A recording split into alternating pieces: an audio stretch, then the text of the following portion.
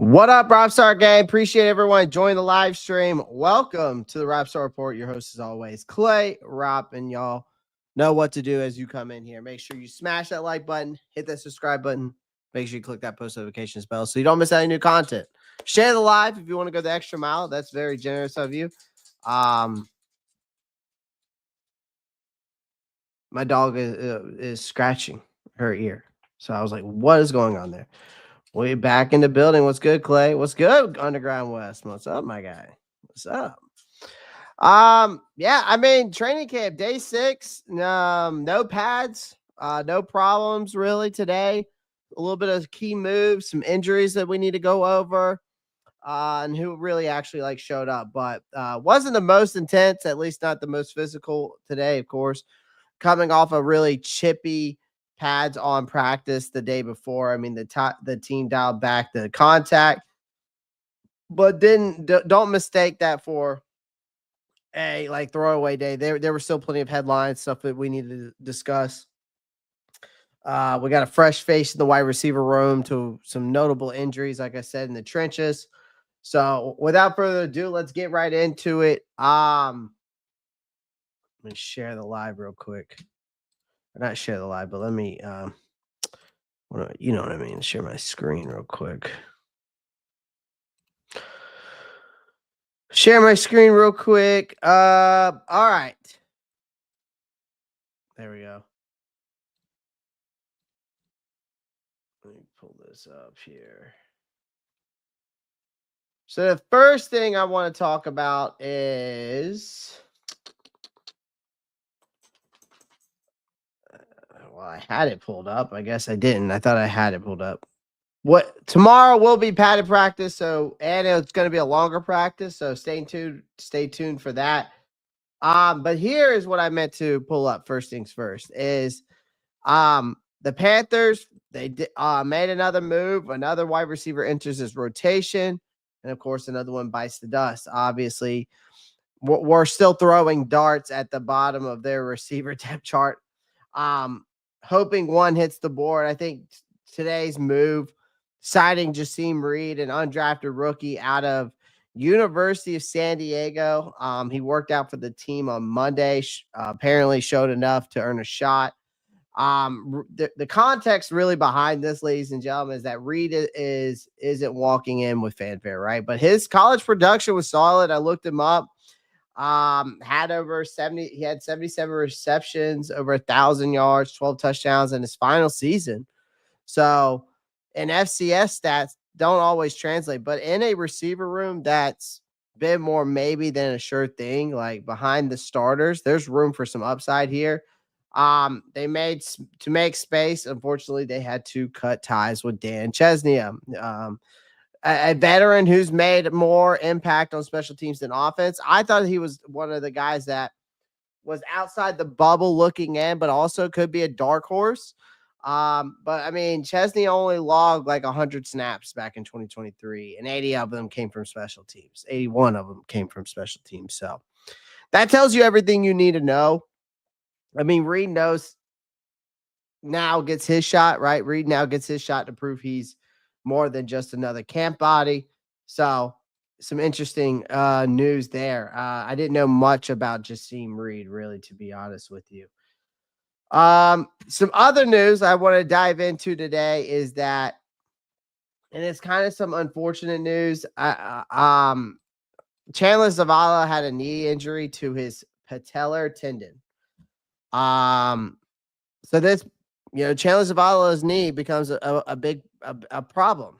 Again, I mean, Carolina's offensive line already a working, not a working progress, but we want to keep what we had here last year, right? We wanted to bring that continuity back and all that. So now there is a little bit of concern. I mean, I thought that Chandler Zavala was one of the guys that I could see making this roster. Obviously, he sat out with a knee injury, specifically, as you can see, to that patellar tendon. But fortunately, it wasn't. I mean, good enough that it wasn't a full tear. Which, if it was, would have been all but ended his season. But it's still serious enough to sideline him week to week. So I think Zavala's durability becoming a legitimate red flag, right? I mean, he missed the back end of his rookie year with that knee injury, and now in year 3, his health again, ladies and gentlemen, is a question mark. So, not what you want to see from a presumed depth starter. All right, especially on the line, still trying to really protect your quarterback, right? But Dave Canales came out and said that he tried to stay optimistic, but he really didn't sugarcoat it and said that it was his Peltier tendon, and thank God it wasn't a full rupture. It's something we're gonna have to rehab, and as of right now, he's week to week, according to reports. He's week to week. So he's gonna be out for a while. Obviously, the next man up is Jatry Carter and Jared Kingston. They're probably likely the first ones getting the crack at those reps. So now there's an open audition until further notice, right? So that's where we're at with some injuries.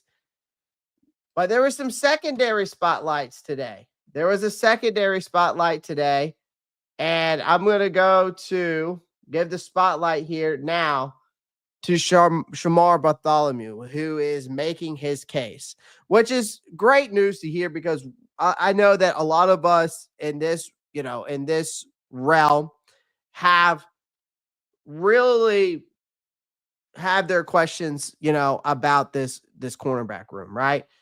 We've heard a lot of good things about Shaw Smith-Wade. We've heard a lot of good things about MJ Devonshire. We've learned a lot of good things about Shamar Bartholomew, but we're really starting to get into training camp, and when we start hearing these things, man, it's always good news, right? It's always good news to see guys like this step up, especially when you need them to the most. But let's talk about Shamar Bartholomew, who's really earning some hype here, okay? You're talking about a guy who's a second-year corner, and he has had his best day of any defensive back on the field. Picking off Bryce Young during 11 on 11s, as you see here, swatting a deep shot on wideout Jalen Carter. So Bartholomew showing wasn't a fluke. Canales made it clear that in his press conference today that this is the kind of jump we've been waiting for. He came out and said that this guy's had a really good spring, which we all heard about in rookie mini camps, and of course, or not rookie mini camps, but we heard in the mini camps, the OTAs. But today was a big day for him, according to Dave Canales. Dave Canales says they're trying to challenge him not to just be in the right spot, but to make a play, and obviously he did today. So, giving again how paper thin we are behind J.C. Horn and Mike Jackson, this performance really does matter, right? Because this coaching staff wants someone or anyone to really emerge as a trustworthy rotational corner, and Bartholomew just planted his flag. And let's not forget, ladies and gentlemen, Shamar Bartholomew last year was one of the, if I'm not mistaken, was one of the highest rated by PFF grades coming off of waiver wires last year. I think he was the highest rated player overall, actually. So that's, again, good news there, especially with having Shamar Bartholomew kind of stepping up. Again, it's out like we've heard some good things about MJ Devonshire. Like I said, we've heard some good thing about Shaw stepping up in the nickel. Again, if we can have these rotational guys really step up when need be, I think really right now, again, I'm not going to go get overhyped about this, right? But I really am looking forward to these joint practices and really seeing what this rotation really does against these opposing teams that we're going to be going up against, especially in those joint practices. That's when I'm going to be really looking at this. I'm going to be looking at all of our groups really and really diving more into that, because that's where I think we're going to really see where we're at, especially in these joint practices. And of course, in preseason too. So we really need to pay attention, especially on the defensive side of the ball. I mean, I'm hoping that we maybe pull some waiver wires, especially in the linebacker room. But yeah, hopefully that these guys in this rotation can continue. But there really wasn't that much going on in training camp today. Really, I mean, there was no pads, at least for the players who treated Tuesday like it mattered. I mean, this team is really sorting through some injuries. Not a lot, luckily, right? But knock on wood. Let's pray to God that this team can obviously remain healthy, right? This team it has sorted through too many injuries over the years. So, but again, we've got some positional battles to keep looking forward to. Some very some roster decisions I think we're gonna really have to make here soon, especially bringing in some guys.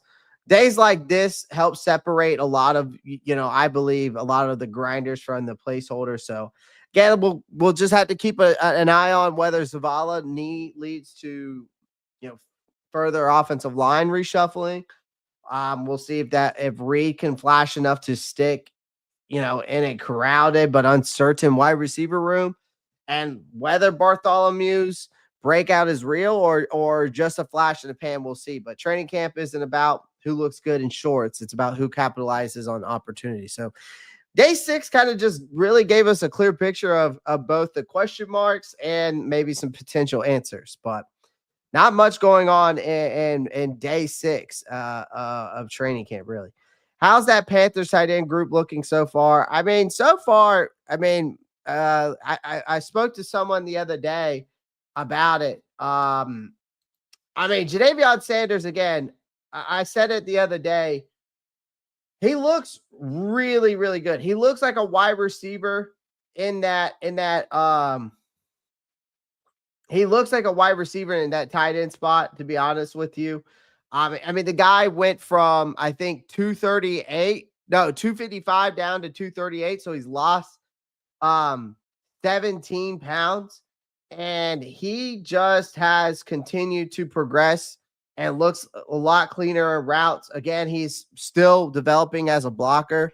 As for Mitchell Evans, he's been getting some work, but mainly it's just, in some blocking schemes and mainly just and it's mainly in blocking schemes because right now he hits one, but then he misses one. So he's kind of just up and down right now, with that. And then other than that, the rest of the guys, not much there. So who's going to be starting tight end week 1? It's definitely going to be Jadavion Sanders. He's showing a lot more potential in the blocking game.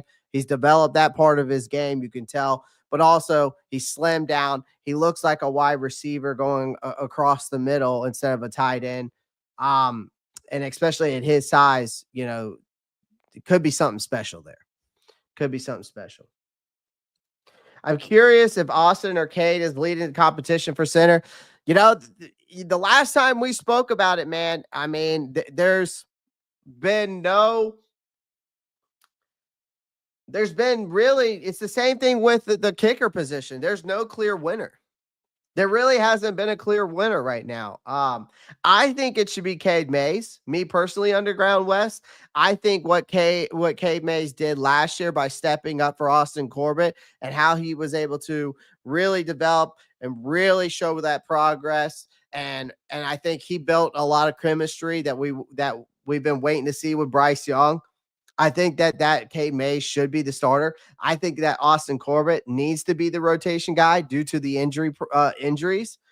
And I think that really there shouldn't be a competition. But again, there still is. So I think Cade Mays should win that competition. I think it's Cade Mays' spot to lose and really Corbett to win. But again, I rather see Cade Mays out there on the field and let Corbett rotate.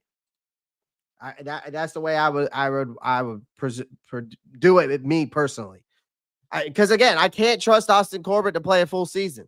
I can't.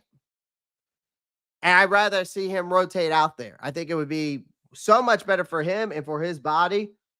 And I think it could revitalize his career at least a little bit. So first preseason game can't come fast enough. Need Evans, Jimmy, Etienne to turn up. Also want to see Cam Jackson, Princely, Bam, and Latham work together. Be interesting, man. again, the thing is Jay the Six. Yeah, I appreciate the comment, but the biggest thing for me, man, is I want to see these starters get us a lot of reps in preseason. I'm not necessarily saying they got to play a full first half. They don't have to play. They don't have to play the full game. I'm not saying that, but they got to at least get a drive or two, or maybe a full quarter of drives for me. Again, we come out flat. I said it last night to you guys. We come out flat every single year. Week 1, we come out flat. I need to see the starters in preseason. I do. I need to see the starters in preseason. Point blank, period. I really do. Because, you know, it's time and time again. I agree, Clay.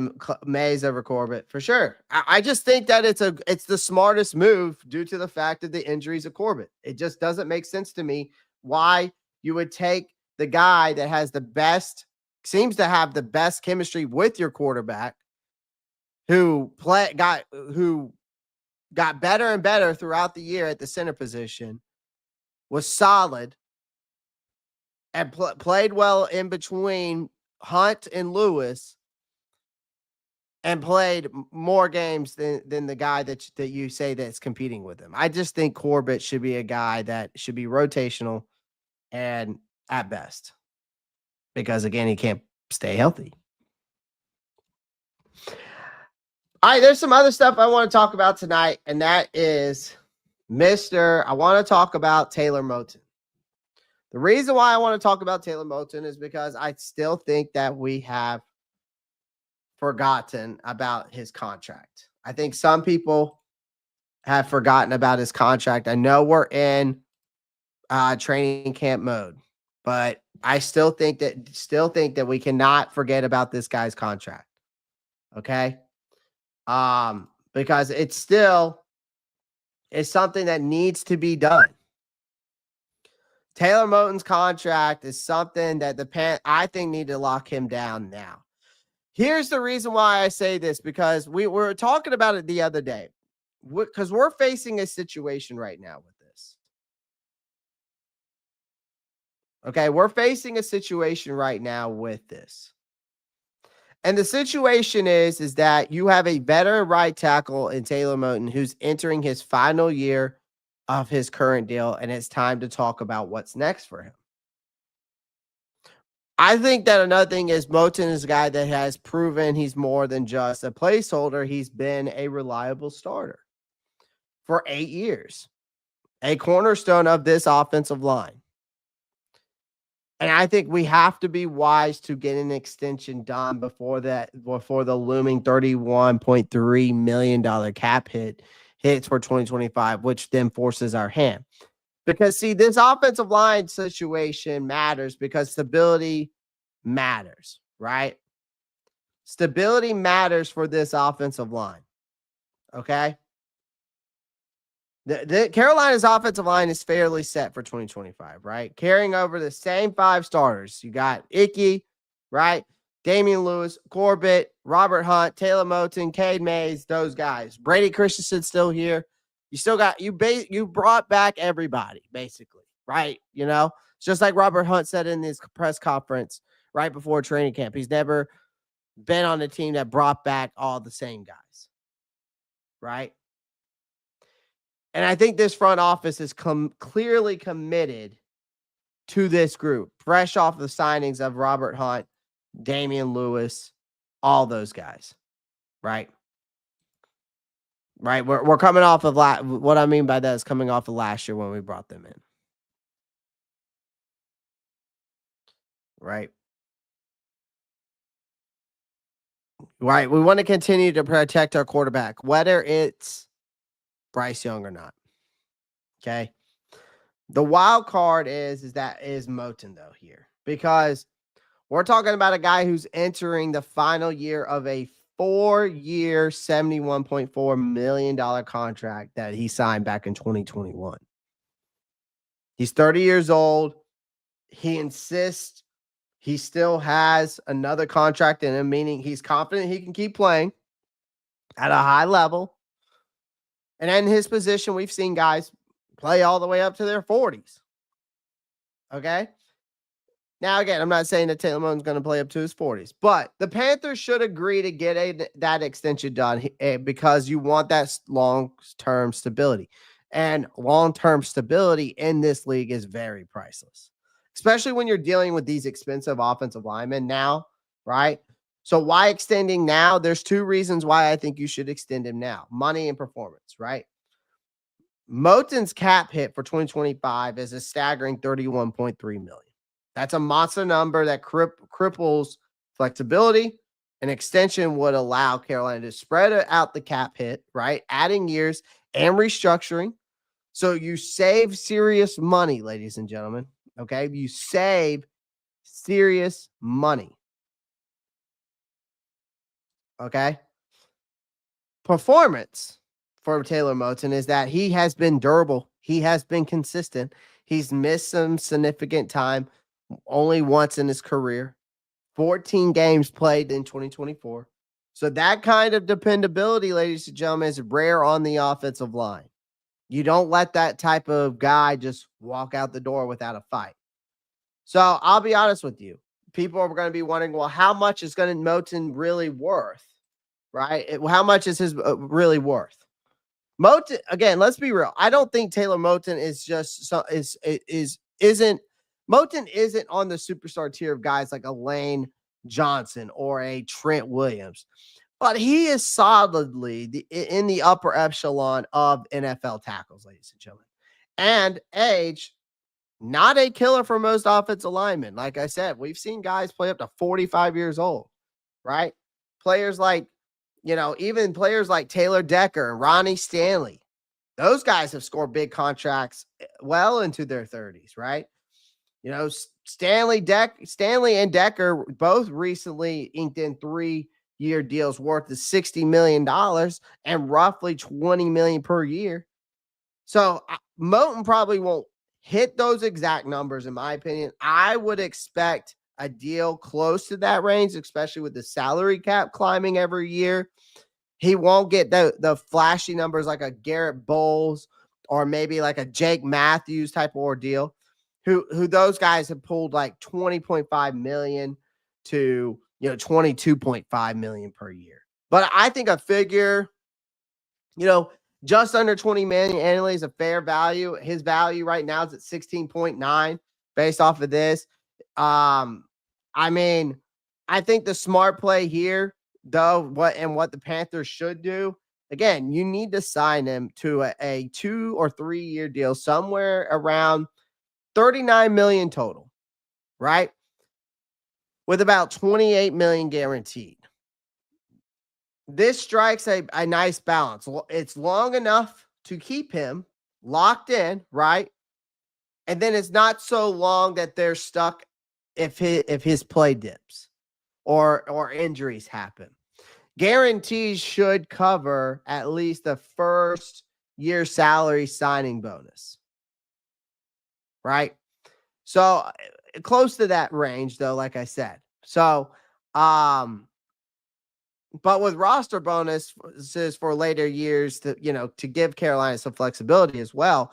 But that approach mirrors contracts given to guys like Titus Howard or Alaric Jackson or Spencer Brown, who are all solid starters, who aren't the absolute elite, but they are very essential contributors. So again, we were talking about this the other day, and I just really want to come back and talk about this with you guys, is that Taylor Moton is not just another lineman. Again, I think he's a proven, durable asset for this team. He's just on a pricey position. And I think the Panthers risk financial headaches and potential lineup disruptions if they just wait until free agency. I think a 2 or 3 year extension in that $18 to $20 million range with strong guarantees is a straightforward, and it's not a nonsense move, right? Moton says he's got more left in the tank, and I think the Panthers should act on it, right? I think they should act on it for this guy. Again, he's been solid.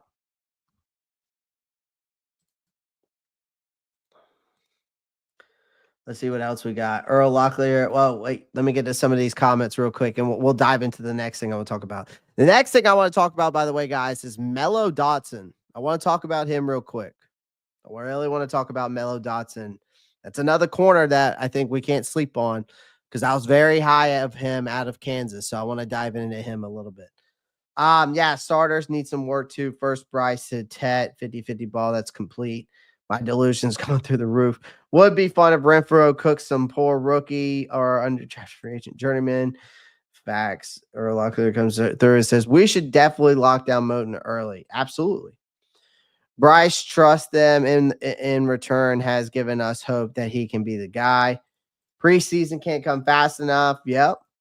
Need him to play longer than Jason Peters. I don't know about all that. Also factoring in if he wants to stay in North Carolina because his family's originally from North Carolina. I used to date his crazy ass first cousin back in college. Heavy emphasis on the crazy. Kendall likes crazy women, ladies and gentlemen. We just heard that. We heard it live here on the Roppstar Report. He likes his women crazy. Live on the Roppstar Report, ladies and gentlemen.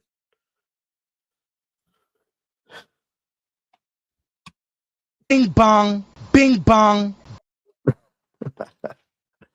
Kendall. Spilling some beans. Spilling some beans. All right, let's talk about Mello Dotson real quick. I'm going to bring him up. The reason why I want to bring him up, man, is because we can't sleep on this guy.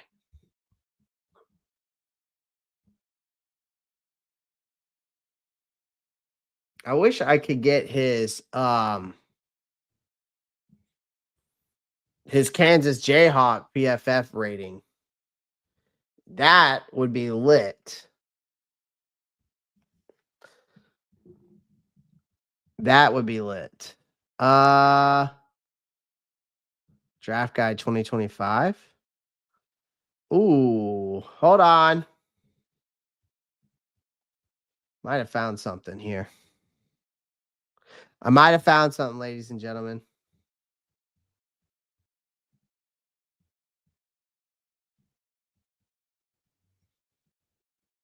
I'm looking for corners. No, that's linebackers. I want to go to corners. Let me see if I can pull him up based off this PFF. I'm trying to find him real quick. Mello. There's Kobe Bryant, who I was also high on. There he is.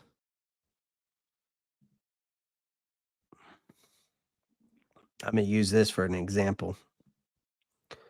So.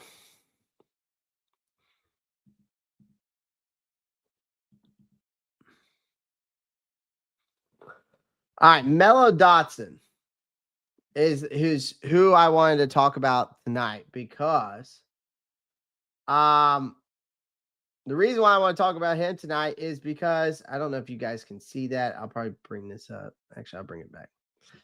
The reason why I want to bring him up is because, again, we're talking about the corner room, and we brought this kid in, and I was very high on him coming through the draft.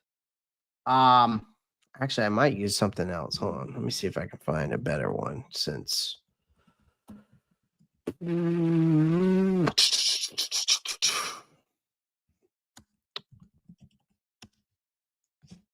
Oh, here we go. Maybe I can use Draft Buzz if they still got it.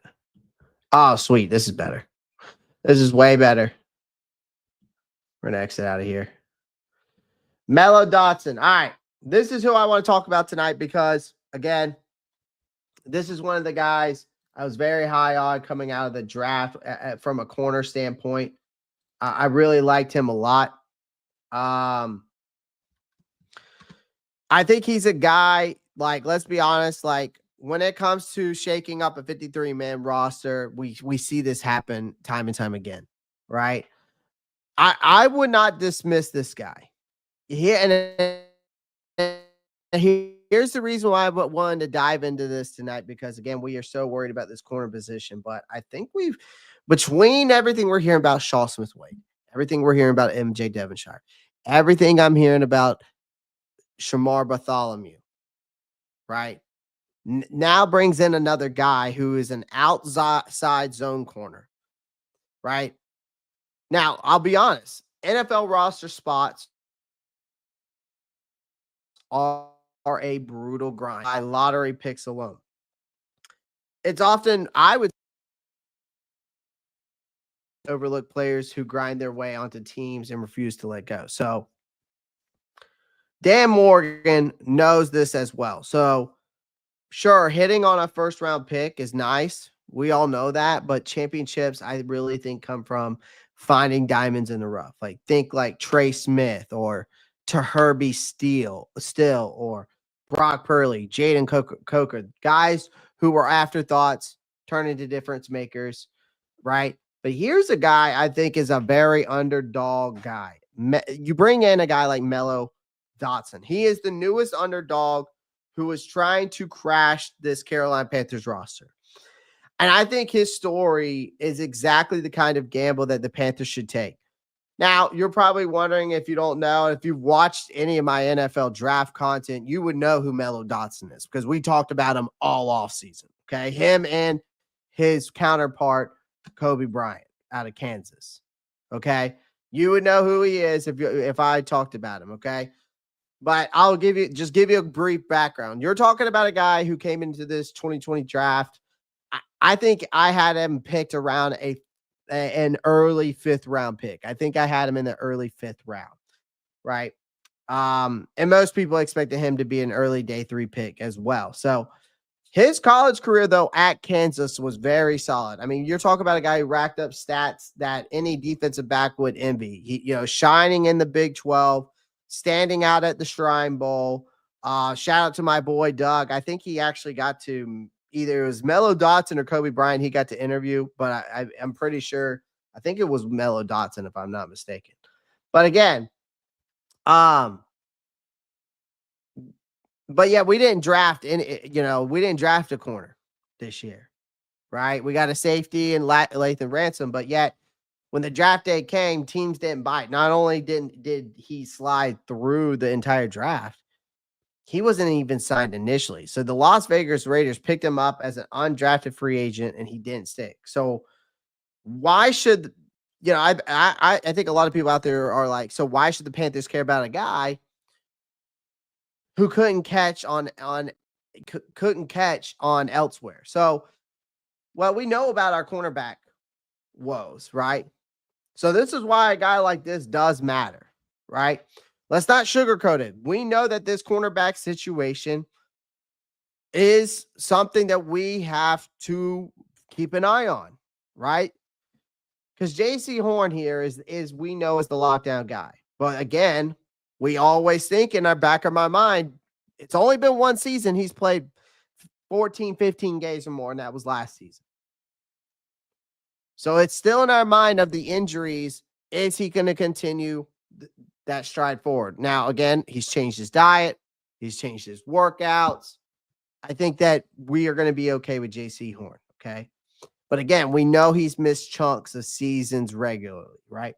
When we talk about the rest of the group, again, I've said I think Mike Jack has been serviceable at best, but he has shown a lot of potential. He's also shown a lot of growth. But again, but if either one of those guys down, are any of these guys going to step up? Like MJ Devonshire, Shaw Smith Wade, Shamar Bartholomew, even Mello Dotson now comes into play that, right?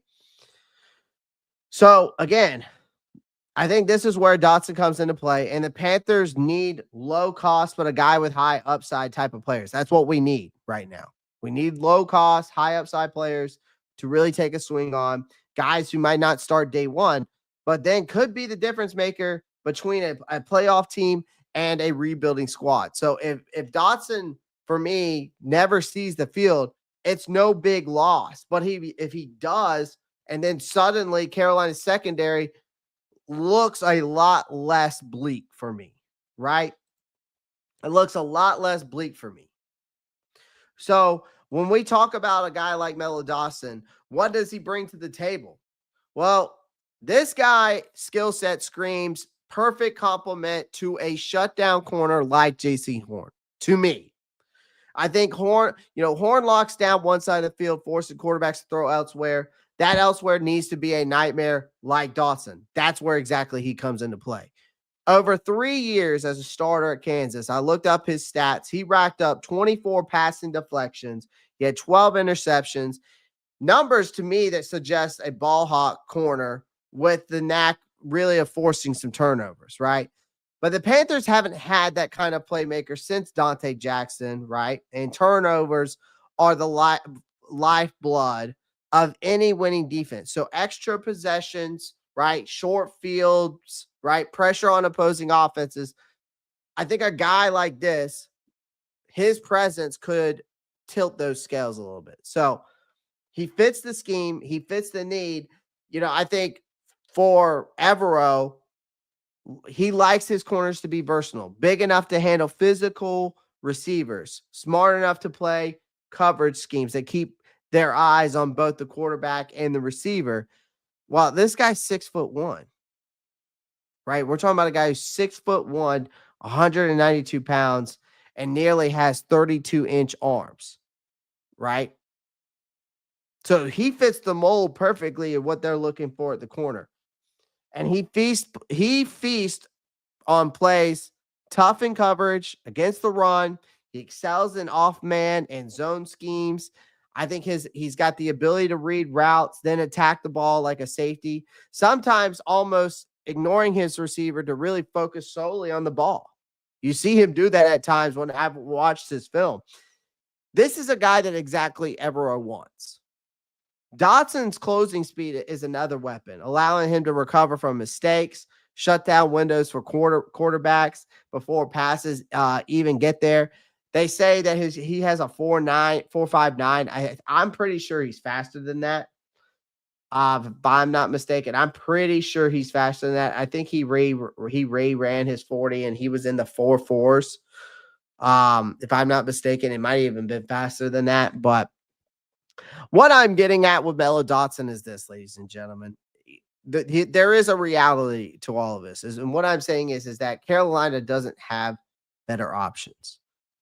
But what we do have is a guy that fits what the Panthers need opposite of JC Horn, right? He also fits Evero's scheme.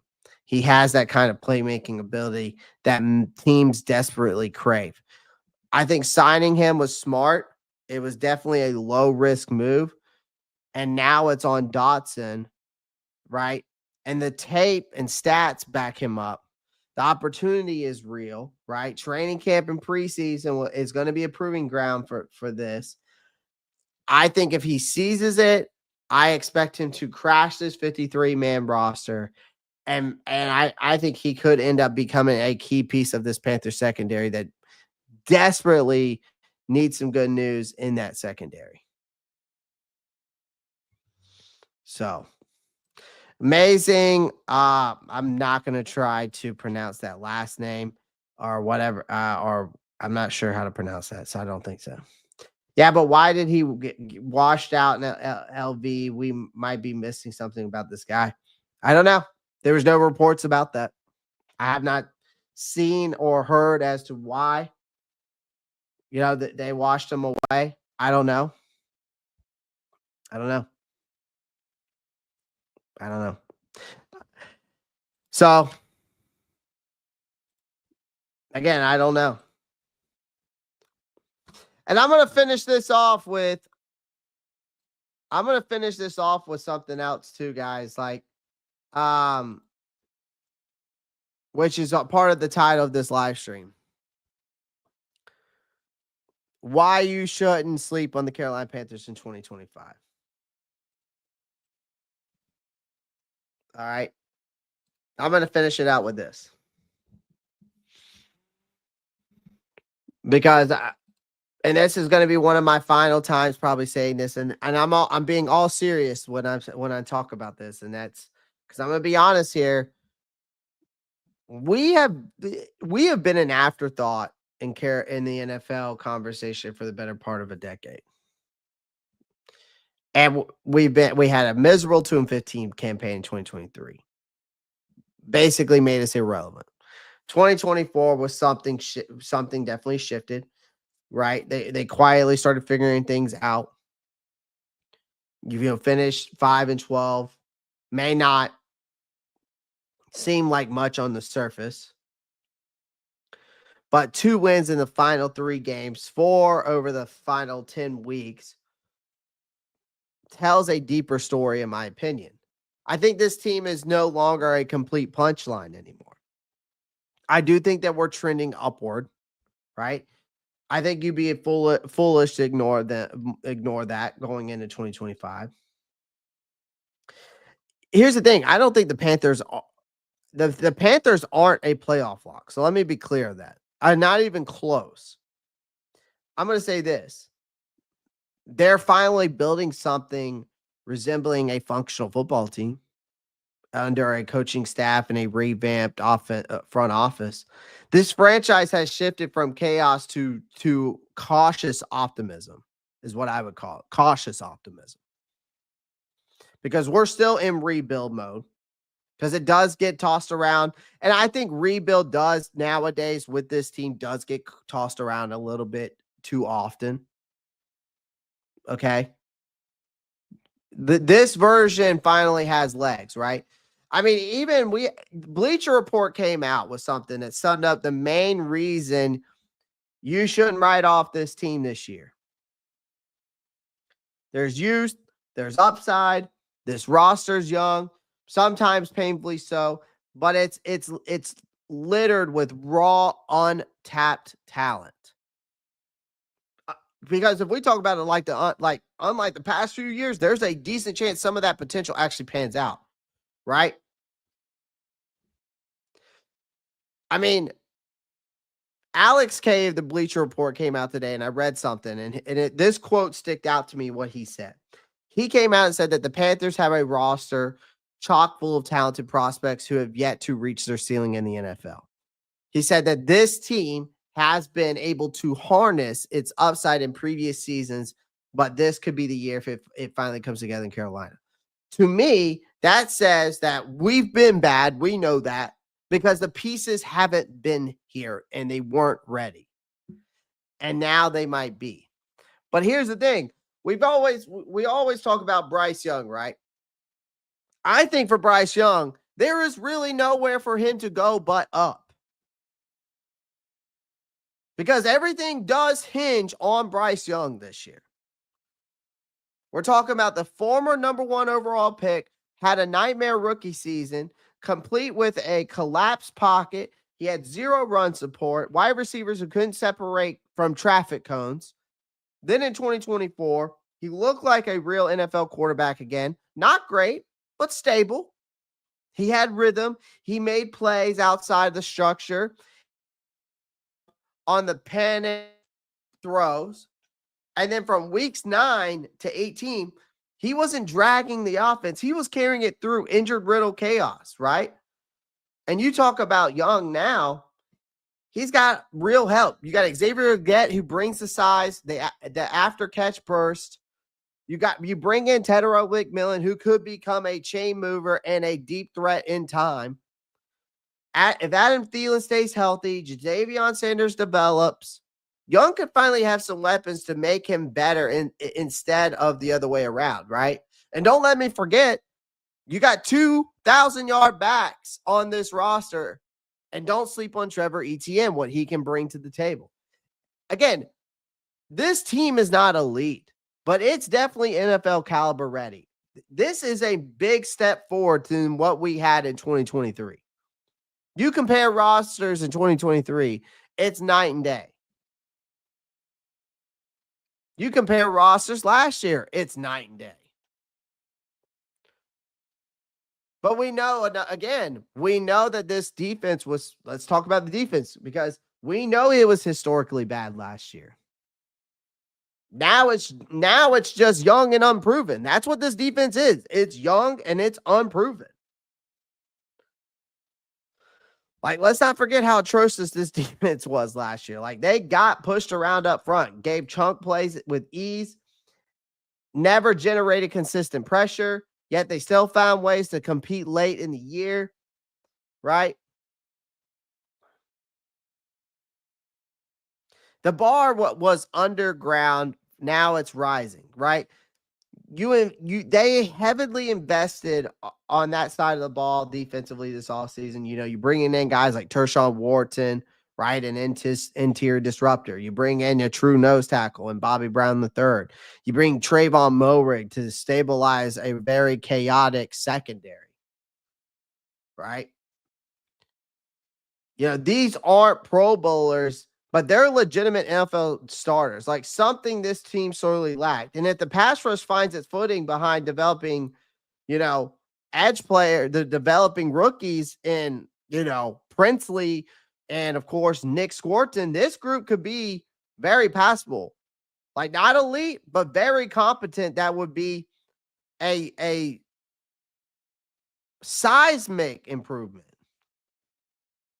Now, again, don't let the record fool you guys, though. This was a team that was competitive very late in the season, right?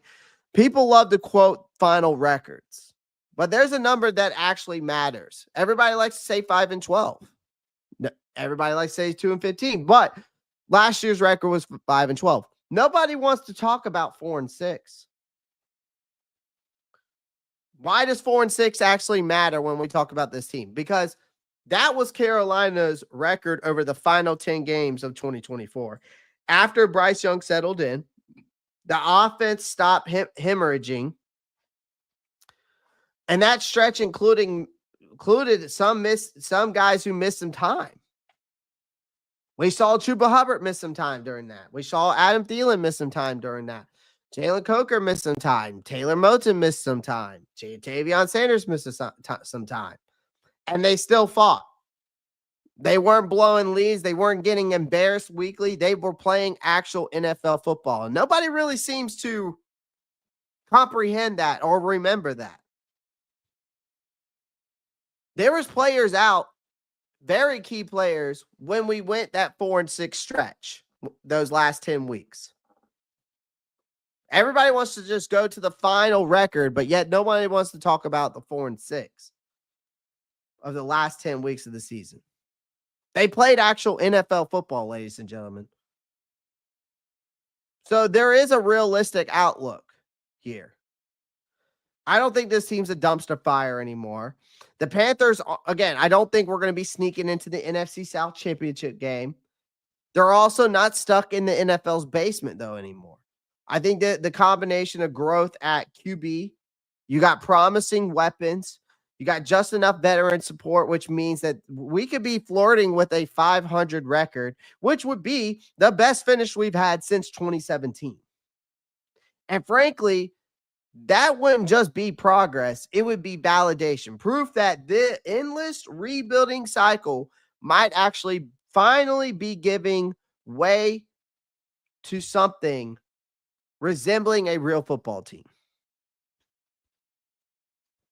So the bottom line here is what I'm getting at, and this is why I wanted to bring up this segment tonight, is that they're still young and inconsistent.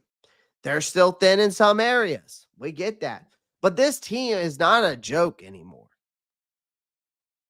So instead of remembering 5-12, I just want to remind you guys, instead of remembering 5-12, remember 4-6. Remember that record over the final 10 games of the 2024 season. After Bryce Young, again, I want to repeat this. After Bryce Young settled in, the offense stopped hemorrhaging, and that stretch, including some missing contributors like some time, Chuba Hubbard missed some time. Thielen, Coker, Moton, and Jadavion Sanders. All those guys missed the time. And that team still fought. And they weren't blowing leads, and they weren't getting blown out, and they were actually playing some NFL football.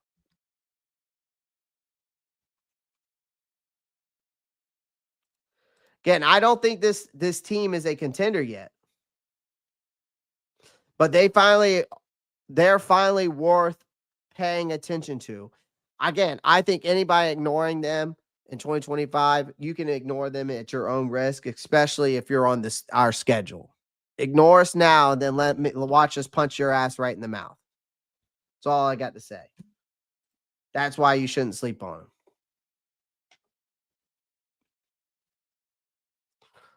Let me get to some comments here. Sorry, I had to get that out tonight.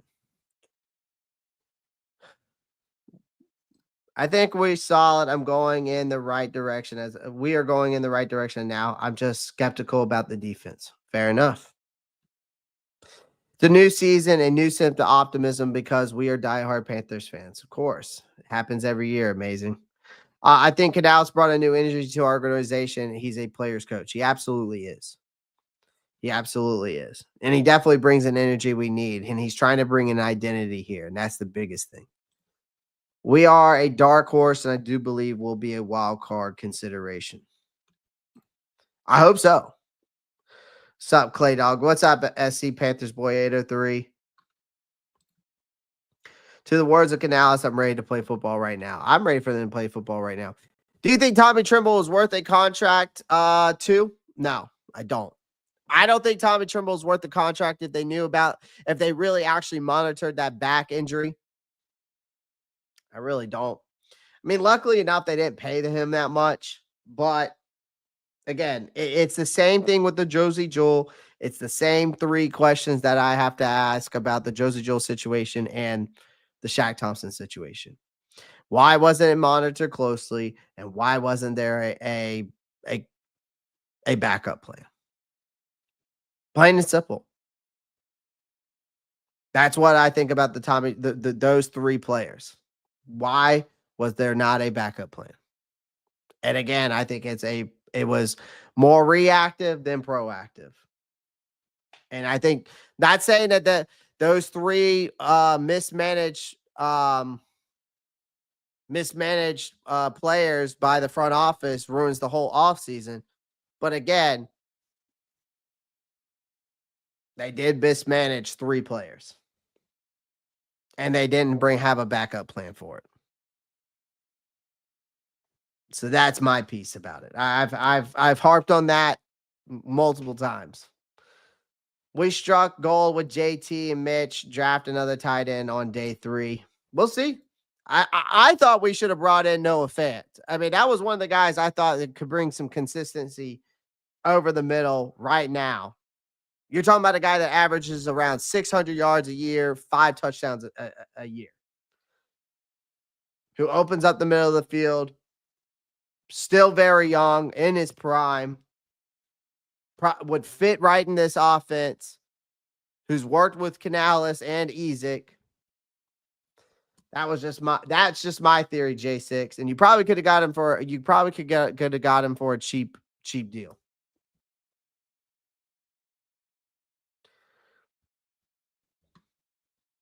So, again, I appreciate everyone joining the live stream. Make sure you do me a favor. Make sure you smash that like button, man. Again, we always have a live goal every single night. 100 likes or more equals a giveaway. So, again, once we start consistently hitting 100 likes here, we'll start doing some giveaways, man. It's just 100 likes. It's very simple. It's very easy. Because the more you guys like, the more it opens up the algorithm to people that may have not seen my show. And the more people we get in here, the more likes we get, the more giveaways I'll do. And it's not like you're giving any money. It's just one click away, man.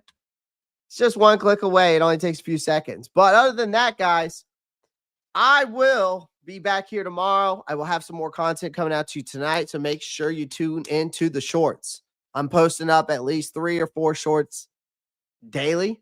So make sure you guys check out those shorts. I will be back here tomorrow for day 7 of training camp, bringing you some updates, my takeaways, and we'll be diving into it, of course, as we continue to go throughout this training camp in this process. Again, I appreciate you guys. I appreciate you, Underground West. I appreciate you, Jay the 6. I appreciate you, Amazing K, Broski Bear, SE Panthers Boy. All my guys, all my people who are members, Josiah, Kendall, Jesse, Earl Locklear, T. Thompson, all you guys in the chat. So shout out to all you and all my members of the Roppstar Report. Again, don't forget to become a member today. You can become a member for 99 cents all the way up to $5. Okay. So however you want to show your support that way, that would be good. Again, if you want to go the extra mile, you're feeling generous, you can Venmo, Cash App. That always goes back towards the channel anyways. That's how we get merch. That's how we get new intros, new outros. That's how we do giveaways. If you want to become a member, again, become a member, share the live.